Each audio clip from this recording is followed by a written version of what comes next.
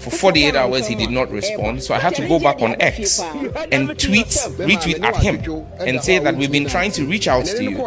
When we did the investigation, it turned out that he actually handed his own device over to somebody.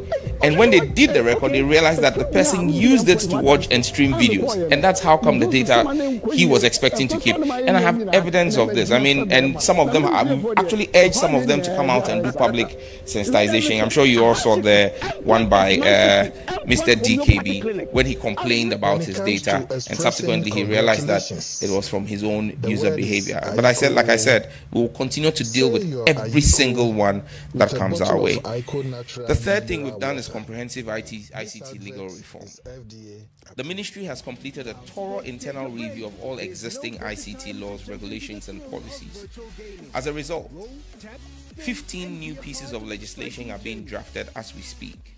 These include amendments to the Data Protection Act, the new cybersecurity regulations, the Ghana Innovation and Startup Bill, and frameworks for artificial intelligence, digital trade, platform governance, and cloud services. I dare say that at no point in time in the history of our country has any ministry worked on 15 new pieces of legislation at the same time. But that's what we're doing, because when we say there is a reset for the 24-hour economy, this is the digital reset to put Ghana in preparedness to roll out President John Dramani Mahama's 24-hour economy. This legal overhaul is designed to modernize Ghana's ICT regulatory architecture in line with global standards and preserving national interest and inclusivity. The Ghana Startup Bill has undergone both national and regional stakeholder consultations and is now in the final legal drafting phase. This law will provide clarity legally for startups, tax exemptions, incentives, and a streamlined compliance framework for innovation-led firms. In line with the ministry's vision of establishing an enabling legislative framework to foster a competitive, investor-ready digital economy, Ghana has been chosen to host the 2025 Global Entrepreneurship Festival, slated for November this year, which will bring in over 100,000 innovators and venture capitalists into the country for a 3-day event holding here in Accra to invest in local startups. 4. Ghana's National AI Strategy and Digital Transformation Blueprint. The Ministry of Communications has led the drafting of Ghana's National Artificial Intelligence Strategy.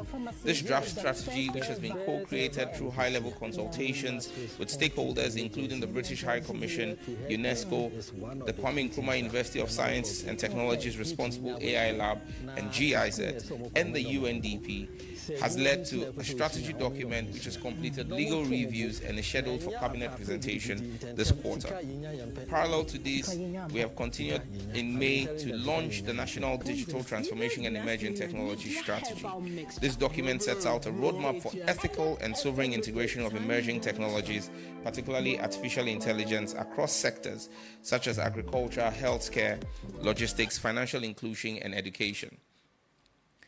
This strategy reinforces Ghana's commitment to inclusive, right-based digital development. At the ministry, we have taken action aimed at reform, integrity, and oversight. Because like I stated in my first accountability report, we believe that the Operation Recover All Loot initiative of His Excellency the President is multi-sectoral. And so at our ministry, we have decided to embark on that. First, and reporting on under that will be the Kelny GVG contract. Following concerns about the cost effectiveness of the Kelny GVG revenue monitoring contract, the ministry referred the matter to the Attorney General's Department for review. We have noted that the value of money paid to Kelny GVG has increasingly increased as a percentage of revenue, rising from 28% to 84% in October 2024. I have directed a renegotiation of the terms of the Kelny GVG contract for the remainder of the contract pending the Attorney General's advice, and we have also made the decision not to extend the contract beyond its current terminal date. Smart Infraco and compliance enforcement. You remember and recall that in my first brief to the country, I indicated that we had realized that a private company, Smart Infraco, had 100% access to the National Data Center, and the National IT Agency did not have any access. I immediately directed that should be rectified. And as we speak, NITA has 95% access and root access to the National Data Center and all of our infrastructure. Smart Infraco has also failed to honor multiple financial obligations under the agreements that they have with the ministry, including an upfront payment of $2 million and annual payments of $1 million. I have directed enforcement and compliance of those terms immediately. Efforts are underway now to compel full payment of arrears, else we would take advice from the legal counsel to terminate that contract in order to protect the public interest. NGIC and 5G. The NGIC, Next Generation Infrastructure Company, the exclusive shared neutral 4G, 5G infrastructure provider, is progressing steadily towards its target of activating 350 5G ready cell sites by the last quarter of 2025, with at least 50 live sites for 5G expected in Accra and Kumasi. As of today, NGIC has deployed 16 5G ready sites and received full NCA approval for its core network infrastructure.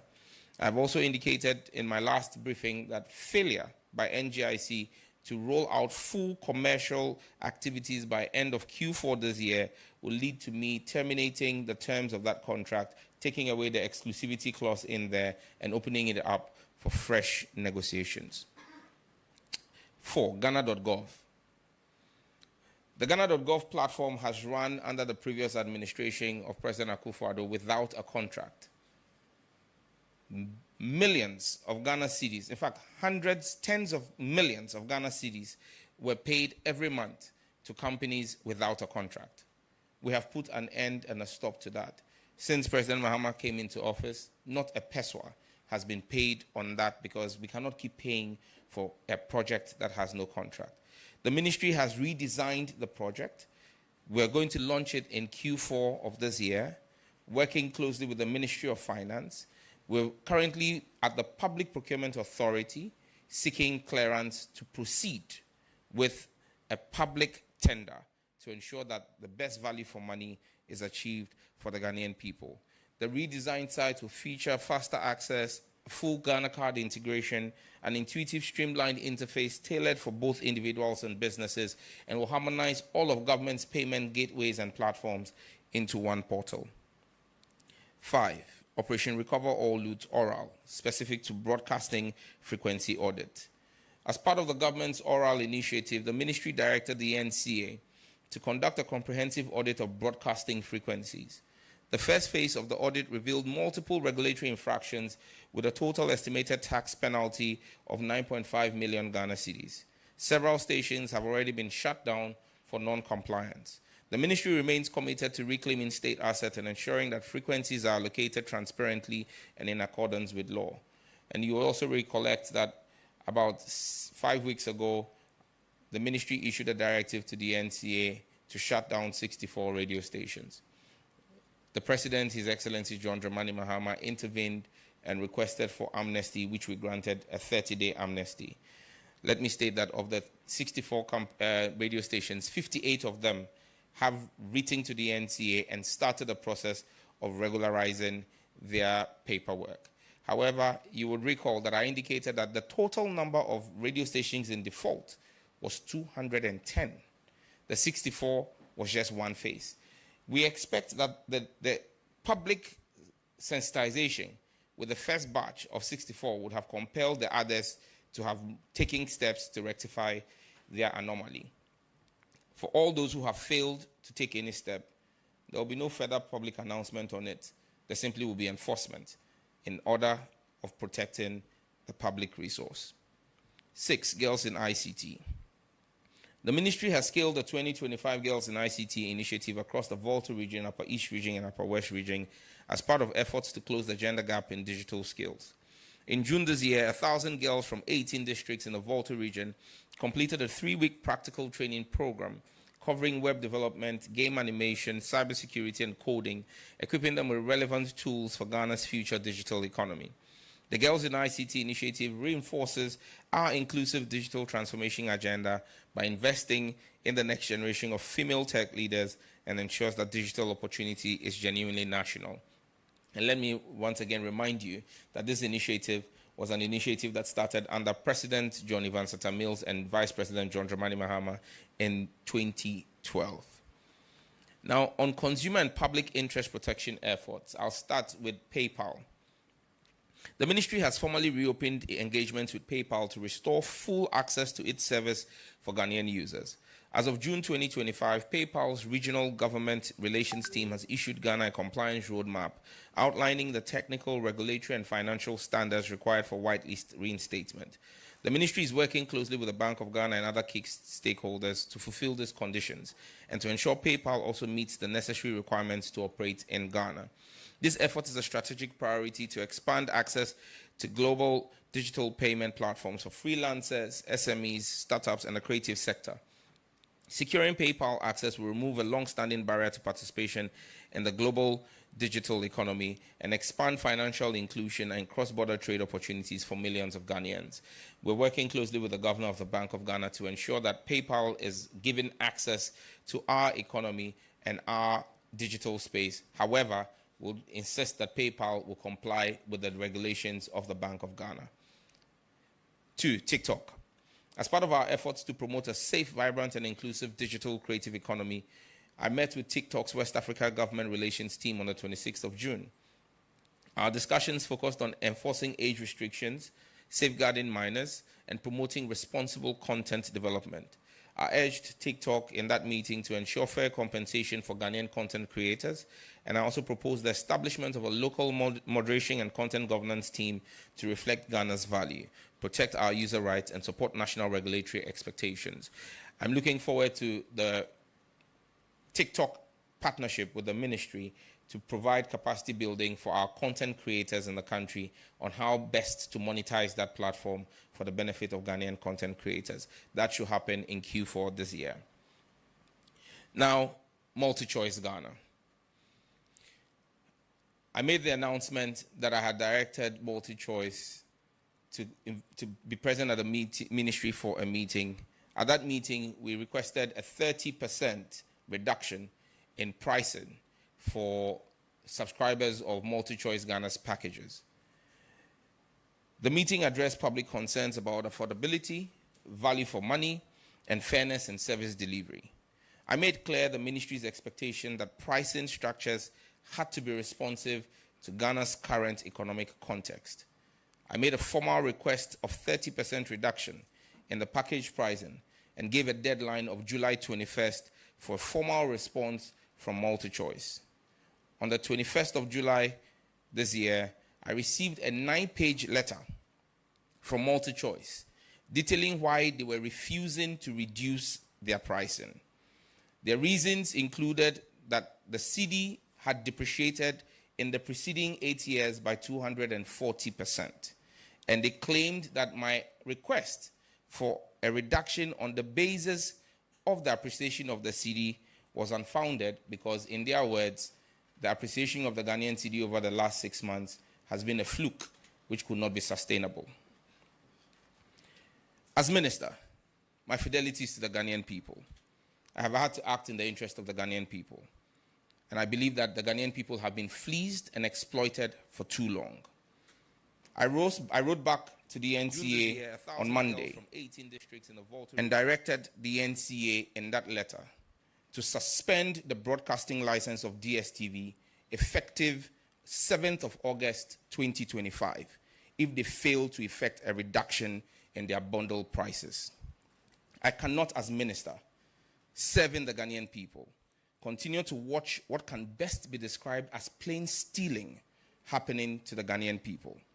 In my letter to them, I gave them scenarios from 7 markets that DSTV is operating in. The same content in the premium bouquet that is offered to Ghanaians for $83 equivalent is offered to Nigerians for $29 equivalent. How can anyone explain this price disparity to me? Enough of the mistreatment of the Ghanaian consumer. They either comply with the reduction, because in Nigeria, in the same time frame that they say the Ghanaian cedi has depreciated by 240%, the Nigerian naira has depreciated by 409%. If Nigerians are paying equivalent of $29, DSTV must charge same. here in Ghana, or we will suspend their broadcasting license effective 7th of August 2025.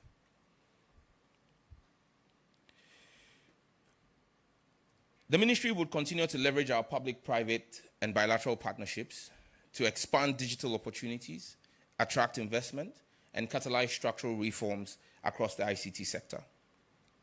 In telecom sector restructuring, there's a major realignment underway with Airtel Tigo. We're working closely with the Attorney General's Department to look at the financial viability of Airtel Tigo, and we're currently in negotiations with a number of options on what the way forward with Airtel Tigo will be. I'm sure in the next 30 days, we'll make a national announcement on what will happen with Airtel Tigo. On youth and skills development, apart from the strategic partnerships that we have signed with Huawei and Google, we have also signed strategic partnerships with MTN and Telecel, two telecom operators in the country, to train and help co-develop Ghana's National Artificial Intelligence Innovation Center. This agreement will see the commitment of critical resource to the training of 5,000 young people in artificial intelligence and related digital skills over the next 18 months. MTN Ghana, as part of their contribution to government, is building a $25 million artificial intelligence innovation center at the Accra Digital Center in Circle. This partnership will strengthen Ghana's institutional and workforce readiness for AI adoption. Earlier this year, the ministry signed an MOU with the UAE government to co-develop a $1 billion Ghana UAE Innovation Hub. The project will anchor high-tech manufacturing, startup incubation, and digital services with a multi-phase construction scheduled to commence in 2026. Currently, we have just completed work with the Lands Commission in identifying the 25-kilometer square land in Dawa in the Ningo Prampram district to begin the construction work. In conclusion, the Ministry of Digital Communication, Digital Technology and Innovation continues to reaffirm its commitment to building a secure, inclusive and innovation-driven digital economy. The first half of 2025 has seen tangible results in law reform, digital inclusion, infrastructure rollout, sector regulations, and strategic partnerships. As we enter the second half of the year, we remain focused on consolidating these gains and delivering a digital Ghana that benefits every citizen, every business, and every region. In July, at my last Meet the Press, I reaffirmed Ghana's digital leadership, and I will continue to do so as I did at the ITU Council in Geneva, where I secured alignment with global telecom agendas and strengthening bilateral cooperations on digital infrastructure and governance. I wish to express my sincere appreciation to all the agencies of the ministry, our partners, our stakeholders, and Ghanaians who have supported and engaged with our work so far. Together, we are shaping a digital future that is equitable, that is resilient, and full of opportunities for all. But before I end, let me just touch on one other thing we have done as a ministry, has been in the area of law enforcement, from the Cybersecurity Authority. We have carried out a number of operations in collaboration with other state agencies. Coming Monday, the CSA and the police CID will hold a joint press conference to give full details of all the work that we have done. But we are committed to clamping down on illegal activities in the cyberspace, especially human trafficking.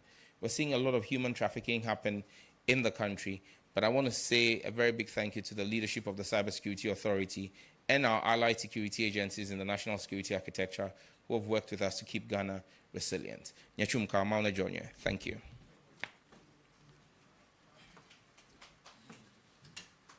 Thank you very much, Honorable Minister. So the floor is now open for questions from members of the media present. So please introduce yourself quickly and then ask your question. And as I have always indicated at this program, we would appreciate the avoidance of lengthy preambles to questions.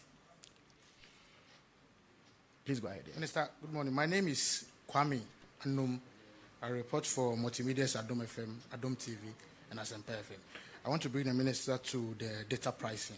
The recent enhancement that we've seen has been greeted with some discussions. People are saying that the current package we have can be sold at a very reduced price, saying that still consumers believe what you have done is good, but it must be reduced. Okay. Looking at the indicators that inform data pricing, do you think that we are experiencing the best, or the best is yet to come? Or will you be tempted to say that the consumers are being ungrateful? Right. The second question is that there is supposed to be a quarterly data integrity monitoring by the NCA in terms of billing, so that that can curb the current issue around depletion of, or fast depletion of data. What is the NCA's current status in terms of that integrity test that they are supposed to run? Thank you. Thank you very much.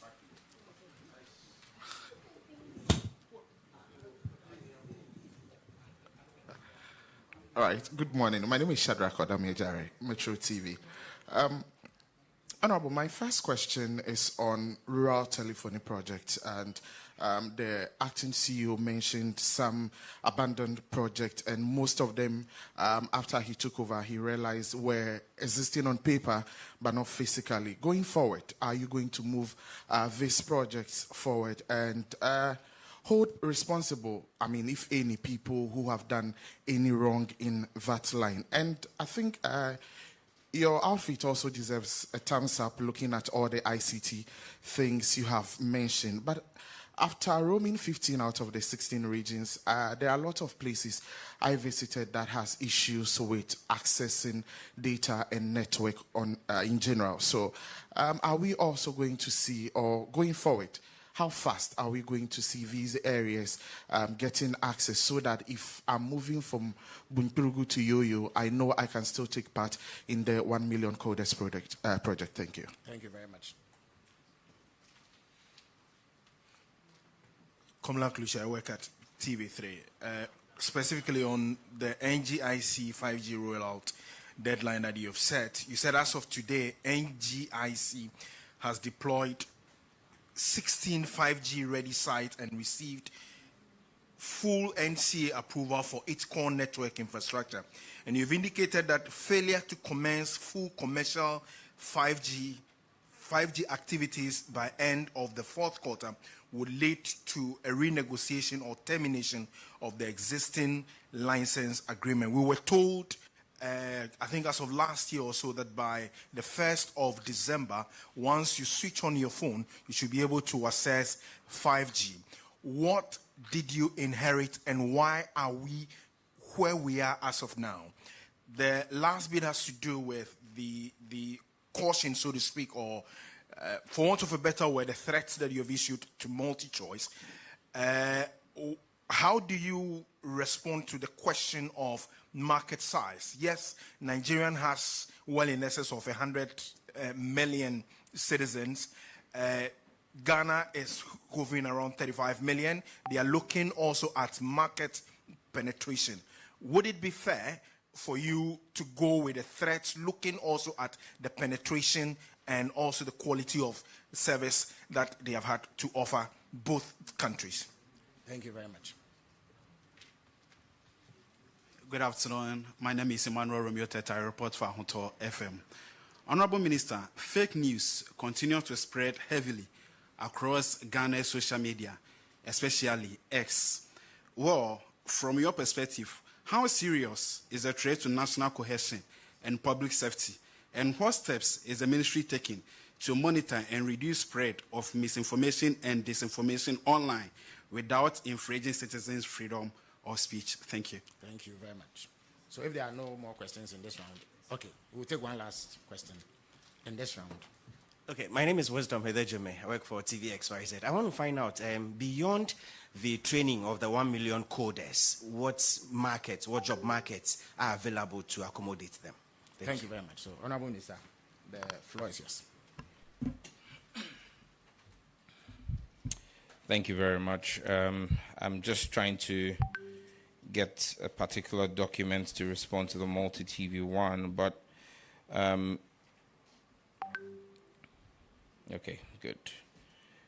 Kwame from Adum FM asked on data pricing and whether we want, people are asking for further reductions. I mean, it is fair that people would ask for more, but it must be driven by the fact and the science. And so I made a request to the International Telecoms Union, the IDT, to carry out an independent survey of Ghana and our data pricing and telecom pricing vis-a-vis macroeconomic indicators and the sub-region. We're expecting to get that report by end of September. And once we get that report, it will arm us with the right steps to take. Are we going to be asking for further reductions, or do we sit where we sit? I think that we will continue to explore this. But let me also be clear that a lot of this is market forces driven. So it's a demand and supply thing. And that's why I believe that the previous administration did us great disservice, where Google was willing to land their Equiano cable in Ghana. And because of whatever personal interest existed in the ministry at the time, we frustrated Google from landing its Equiano cable, and they took the cable to Togo. Why is Equiano critical for the cost of data in Ghana? There are currently 5 cables that land in Ghana, submarine cables that land in Ghana. If you put the 5 cables, the capacity together, that capacity is less than 70% of what Equiano alone carries. So if Equiano had landed here, it's a supply market, it's a demand and supply thing. When you have double the capacity in country, automatically the prices will drop. And so we've started work, and last 2 weeks I brought the Senior Vice President of Google to the country, and we met with His Excellency the President, and the President, John Dramani Mahama, told him, James Manyinka, that the government is willing and ready to engage with Google, and that we wanted Equiano here before the end of 2026. Commitments have been made by Google's end, and we're hopeful that we'll work with Google and expedite whatever actions to ensure that Equiano lands here in Ghana to improve capacity. On the quarterly integrity data assessment that's done by the NTA, yes, the NTA is on the course to do that. We rolled out this on the 1st of July, which was the beginning of the 3rd quarter. So it's a quarterly thing. So they're going to do the survey July, August, September for Q3, and then present the report. So once we get that report in Q3, we'll definitely make that available to the public. But another regulatory directive I've given to the NCA,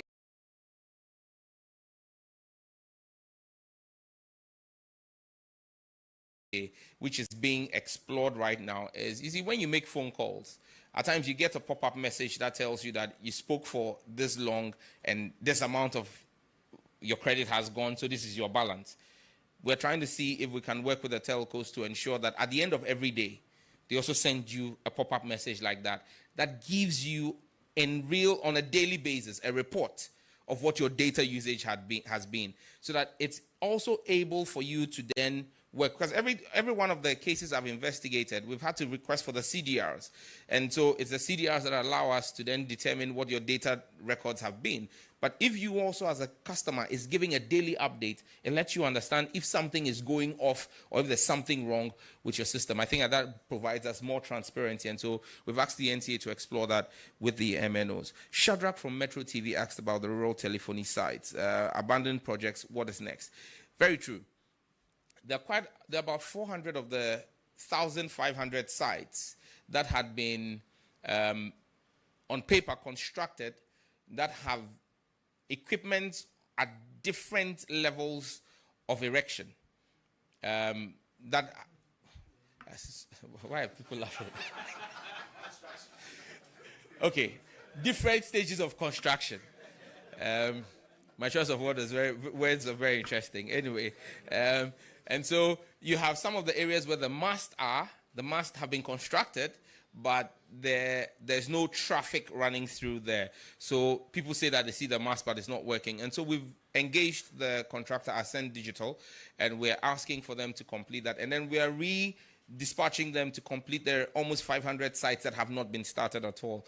And so we're hoping that before the end of this quarter, they would go back. We're doing full audits of it, and they've not been paid fully. There's still some money that is owed them. We will not authorize the release of those payments until we see full execution of the project.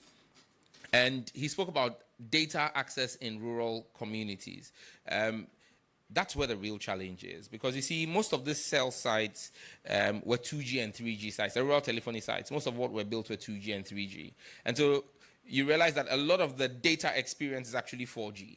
So in those areas, even though they are rural telephony sites, if you are in a rural part of the country or driving through a rural part of the country and you are on the rural telephony network, your data experience is almost non-existent. You can only make voice calls. And that's why for us as a ministry, we've indicated that we're going to review RTP1 and RTP2, which is a rural telephony project, see how well we can upgrade them to 4G sites to be able to give data experience there. And as we begin to explore RTP3 sites will all be 4G and 5G enabled, because we believe that you must not only take voice to the rural community, you must take data as well, because that's the only way you can bridge the digital divide. Kamala from TV3 asked about NGIC and the previous claim. I think it was sometime in November 2024 that the previous administration launched with fanfare 5G. Let's just say that it was smoke screens and voicemail. There was actually no fact. I mean, even that day at that center where they launched the 5G, there was no 5G network, and there is no 5G anywhere. If there was 5G, I haven't directed the NCA or NGIC to turn off any 5G site. We would have seen it. But I think it's such smoke screens and gaslighting from the previous administration that made the Ghanaian people give such a decisive victory to President Mahama. And that's why for me as his Minister for Communication, Digital Technology and Innovation, I'll be truthful and honest with the Ghanaian people. We have no 5G service in the country. NGIC has received all the necessary approvals. In fact, last 2 weeks, I gave the final connecting entity license approval for MNOs. They're asking for an additional license for ISPs, which I have declined. My argument is simple. You have a license. You've had it for almost 3 years. At the very least, I've given you the authority and the license to regulatory approval for you to connect to MNOs. Focus on that and roll out with MNOs. Why do you want me to add additional ISP licenses for you? No, deal with MNOs. Let's see that you've rolled out with MNOs. 6 months after you've rolled out with MNOs, we'll consider granting ISP licenses as well. But for now, like I have indicated, if by end of Q4, we do not see a full commercial rollout on telecom operators of the NGIC 5G network, we would take away the exclusivity clause and then review the entire license arrangement in the interest of the Ghanaian people. Multi-choice. Now, Kamala, it is not a threat. It's simply a policy direction. Whom am I to issue threats? I'm merely a policy maker. And so the policy position of the government is clear. I'm just going to run through a portion of my letter to DSTV. In that letter, I compared Ghana, Nigeria, Liberia, and Ghana has a bigger population than Liberia, Angola, Botswana, that Ghana is bigger than as well, Eswatini, clearly Ghana is way bigger than Eswatini, and South Africa. For the premium package, Ghana pays 82 equivalent. What I did was I took all the package prices and pegged them at the central banks of all of these countries, their rates to the dollar, so that we have a uniform pricing. For premium package, Ghanaians are asked to pay $82.40. Nigerians are paying $29. Liberia is paying $61. Angola is paying $33. Botswana, $61. Eswatini, $52. South Africa, $51. Clearly, Ghana is way so high. There is no justification. It's the same content, the same old movies that are being shown. So there is no justification for Ghana being almost 30% more expensive. If you go to Compact Plus, Ghanaians are paying $54.3. Nigerians are paying $19.6. Liberia is paying $36. Angola is paying $27. Botswana is paying $43. Eswatini, $35. South Africa, $34. Again, you see the clear disparity. You go to compact. Ghanaians are paying $36, 20 pesos. Nigerians are paying $12, 40 pesos. Liberia, $23. Angola, $18. Botswana, $33. Eswatini, $27. South Africa, $25. You go to family. Ghanaians are paying $18.10. Nigerians are paying $4.80. Liberia is paying $13. Angola is paying $11. Botswana is paying $21. Eswatini is paying $19. And South Africa is paying $18 as well. Access, Ghanaians are paying $9.45. $9.45. Nigerians $2.70. Liberia is $8. Angola is $6. Botswana is $10. Eswatini is $9, and South Africa is $7.60 pesos. And let's just be clear. The same multi-choice in June last year did a $30 price reduction in Liberia. Liberia's prices were similar to Ghana. They slashed the premium price by $30, slashed all the lower bundles by $17. What is good for Liberians and Nigerians is good for Ghanaians. I am not threatening multi-choice, and I'm not hounding them out. We're simply protecting the Ghanaian people. I have made a request for 30%.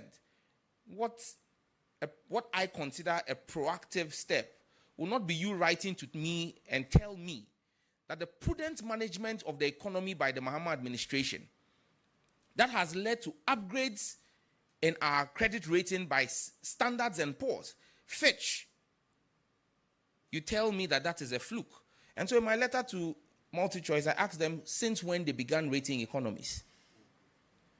Because for them to tell me that the improvement, the over 30% appreciation of the Ghanaian cedi is unsustainable and cannot be projected against, I want to know what expertise they have in determining the future of the Ghanaian economy.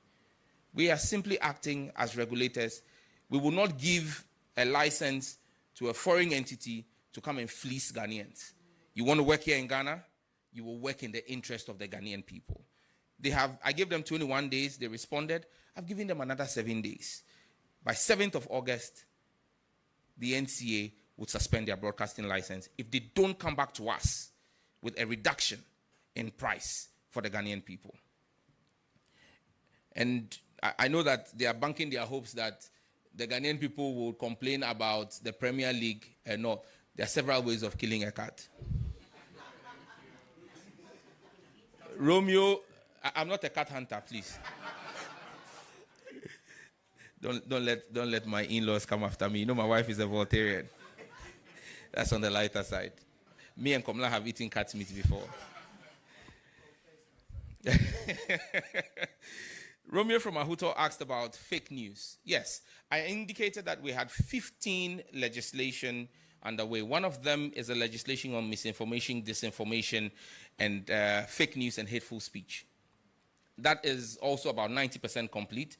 It's about to come to Cabinet for Cabinet approval, and we will lay it before Parliament, hopefully in the third meeting of this year, third meeting of this first session of Parliament. Let's be clear. The days of fake news are numbered. And already the Cybersecurity Authority has been taking very swift action on some offenders. But we would codify this in a clear piece of legislation so that the judiciary themselves are aware. Because you see, it's one thing when you identify people who are peddling and then you even put them before courts, and the courts are unable to appreciate, because everybody is minded that we're not reintroducing criminal libel, and I need to be very clear about that. Free speech is a fundamental right, you know, and we will protect the free speech. In fact, there are huge protections in the legislation that we have drafted. However, your freedoms end where my rights begin. And so you cannot enjoy your freedoms at the expense of another's rights to decency and protection against fake news. So, Romeo, there's work underway in that regard which will be completed soon. Wisdom from XYZ asked about the 1 million coders and asked, what next after the 1 million coders? That's why we're focused on doing these partnerships with global giants.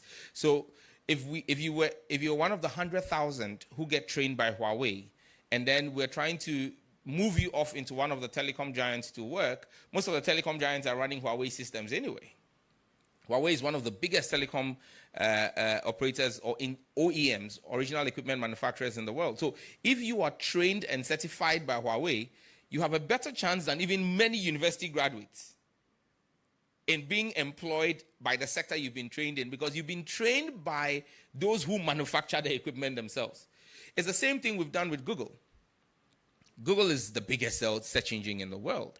And today, Google has the certification programs. In fact, the 100,000 certificates that Google has given to us is valued at almost $2 million.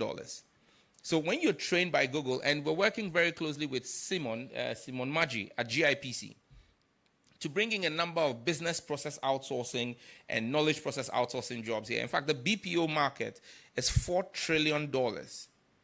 Now, imagine if Ghana could attract even 10% of that market into our economy and what that will do for us. But to attract BPOs, they want to be sure that you've got the requisitely skilled people in data governance, in data forensics, in data management, cybersecurity. If we trained them just regularly, they will be certified, they'll be well trained, but their trainings are not international. But if the training they undertake is Google certified, when you bring in a BPO or a company from Europe or from America to set up in here, and you tell them, I have 100,000 data analysts trained and certified by Google, that immediately opens up the market. And so what we're trying to do is position Ghana as a key player in the BPO ecosystem. We want to take part of that market away from India and the Philippines, which currently run this $4 trillion market, to bring at least $400 million worth of that here. And there's track record. President Mahama did it in his first term, and we'll take it to the next level in Mahama 2.0. Thank you. Okay, we have barely 10 minutes to wrap up, so we'll take just 2 questions. Thank you, Minister. I am short questions, Akosia. I work with Channel 1 TV and City FM. We've seen a number of Nigerian filmmakers complain about the unauthorized broadcast of their films.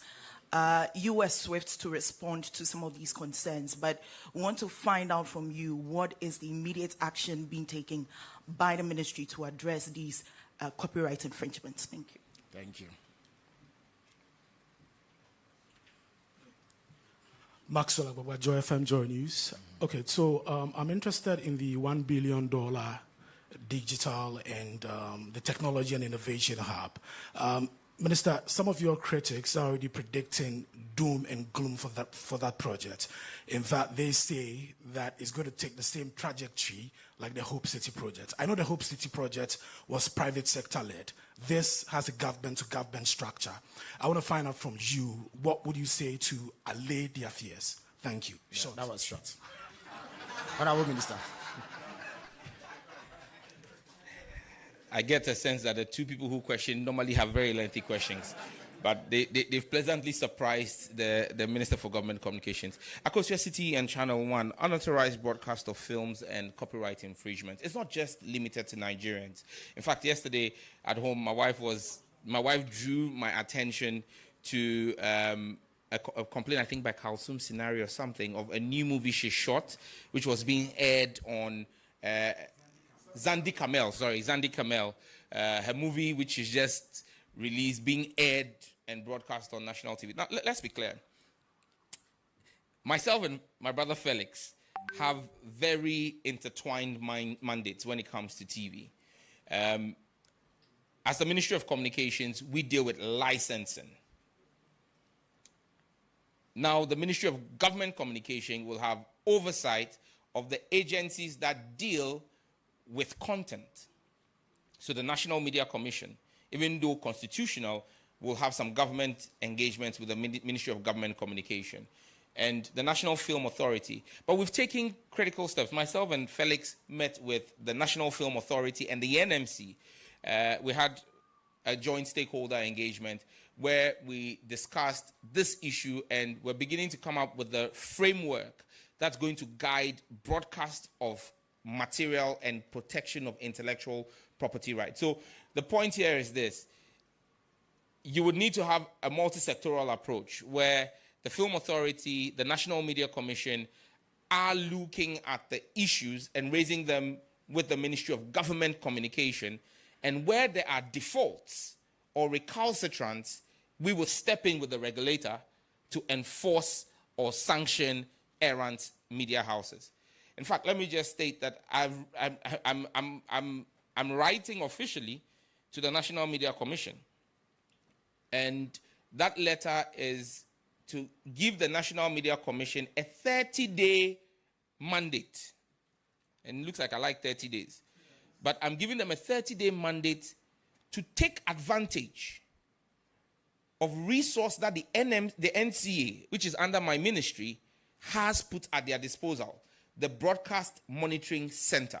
The NMC has always complained that they don't have capacity. We have built capacity as the NCA. But because by law we don't deal with content, we've made that available to the NMC. We record and store for at least 90 days every single broadcast in this country, both radio and TV. It comes at huge expense to us at the NCA. We could be using that money for something else, but we've put it at their disposal. If the NMC fails to fulfill their mandate of dealing with content, the NCA may be forced, in the interest of public safety and morality, to begin to take licensing action on the basis of unwholesome content that we are seeing. We will not, under the watch of President Mahama, allow what happened under the previous administration, where ritual content drove 10-year-olds to commit murder of their own friend in Kaswa. We call on the NMC to step up its work and do what is right. I know there's a new commission, and I'm urging them to take advantage. We at the NCA and at the ministry are willing and ready to comply and work with them. They need to clamp down on fetish practices and money doubling schemes that are going on TV. That is unwholesome content. And so the NMC is being called to do their work. We would support them. Maxwell, Joy, UAE Hub. I mean, if you've been bitten by a snake before, when you see an earthworm, you'll be worried. I mean, but let me be clear. This is no Hope City. This is called the Innovation Hub. And this is being led under the auspices of His Excellency John Dramani Mahama. I give you full assurances. Like I said to you, just last Wednesday, we went to the Lands Commission to identify the land. The site plans are being developed. The project management office has been set up already. And the Emiratis are serious people, just as serious as the Ghanaians are. We are not going to play around with this. This, for me, is a legacy issue. And we will ensure that it is executed in phases. And I'm sure that as construction starts in 2026, we'll invite you for you to come and see the work that's going on there. What we are doing is a critical need. The world needs an AI footprint on the African continent. And we've taken leadership as Ghana over the last 7 months in what we're doing legislatively. And so you've got a lot of African workloads today being processed out of Dubai and the GCC. But those African workloads should be processed here. And that's why they're bringing this hub here. And you'll see all of the tech giants move the African headquarters into Accra so that we can begin to work. It's a commitment we've made.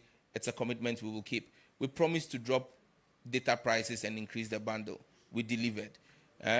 We've promised now that DSTV would either comply or pack up and go. We've delivered. We are promising you an innovation hub. We will deliver. Thank you. In